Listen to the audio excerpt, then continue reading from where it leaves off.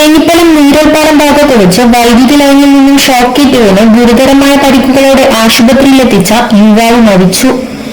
പള്ളിക്കൽ ബസാറിനടുത്ത് ആണൂർ കുളങ്ങോട്ട് താമസിക്കുന്ന പരേതനായ ചാറുപടിക്കൽ കുളങ്ങോട്ട് ഹൈദറിന്റെ മകൻ 50 വയസ്സുകാരനായ അസീസ് ആണ് മരിച്ചത്. വീട്ടിൽ വളർത്തുന്ന ആടുകൾക്ക് തീറ്റ നൽകാനായി പ്ലാവിൽ നിന്നും ഇല വെട്ടുന്നതിനിടെയാണ് അപകടത്തിൽപ്പെട്ടത്.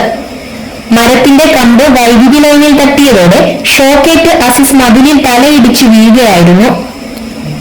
തലയ്ക്ക് പരിക്കേൽക്കുകയും ബോധം നഷ്ടപ്പെടുകയും ചെയ്ത യുവാവിനെ നാട്ടുകാർ തത്സമയം തന്നെ ആശുപത്രിയിൽ എത്തിച്ചെങ്കിലും രക്ഷിക്കാനായില്ല. ഞായറാഴ്ച രാവിലെ 11:30 സംഭവം. നാട്ടിൽ എല്ലാവരോടും സൗമ്യമായി മാത്രം പെരുമാറിയിരുന്ന അസീസിന്റെ മരണം നാടിനെ കണ്ണീരിലാഴ്ത്തി.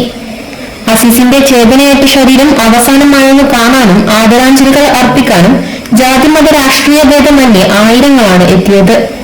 അസീസിന്റെ മാതാവ് ബിച്ചിമ്മ, ഭാര്യ റസിയ, മക്കൾ സാദിഖ്, ഫർഷിദ, നിയാസ്, മരുമകൻ ഫാരിസ്.